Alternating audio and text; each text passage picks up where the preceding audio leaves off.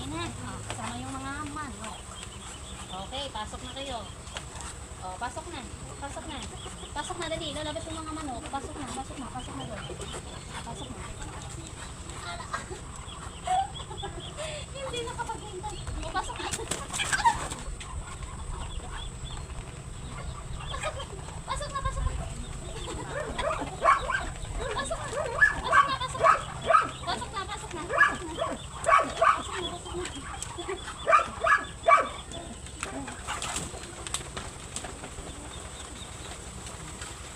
Ganyan, kukulit ng mga alaga ko.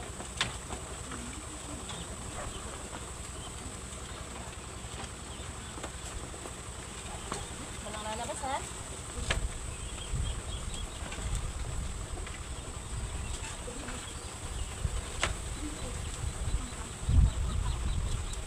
Oops. So, doon na naman tayo yung sa may sisiw. Hello, mga gutom na rin kayo. Mga gutom na rin. Mga gutom na rin kayo. Susunod mo. Kumustahan? Susunod. Kumustahan? Opo. Kumustahan? Wag ha? Wag ha? Ayan. May pasilip-silip pa. May pasilip-silip pa Opo, may pasilip-silip pa yan. Yung aking mga alagang pato, mga sisiw. Opo, mga sisiw yan.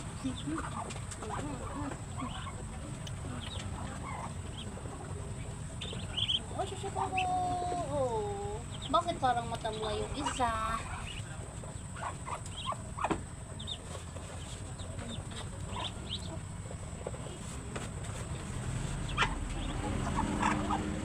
So yan, yung mga sisiw.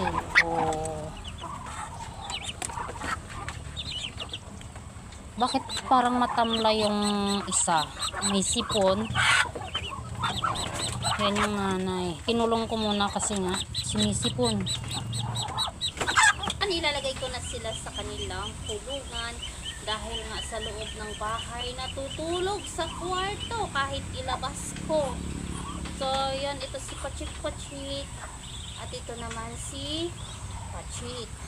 Pachik. Mababait to sila mababait to. Diba? So, yan, ito na yung bago nyong tahanan. Okay? Kasi nga, doon kayo sa kwarto natutulog. Oo. Walang pahinga sa kakalinis ng pupo nyo. Okay? So, maganda naman dito, malawak sa inyong bagong tahanan. Inayos ko yan, nilinis ko yan kanina para maging malinis ng inyong tahanan dahil masanay kayo sa kwarto. Okay, naiintindihan mo, Pachik? Naiintindihan mo? May tulugan naman kayo dyan. Hindi naman kayo mauulanan. Okay, so ilalagay ko na sila sa kanilang tahanan. So, yan, si Pachik at saka si Pachik. Okay, dito na kayo.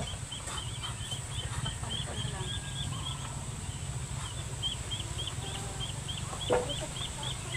So, pinaghalong feeds, kanin at saka. Okay. Bakit ito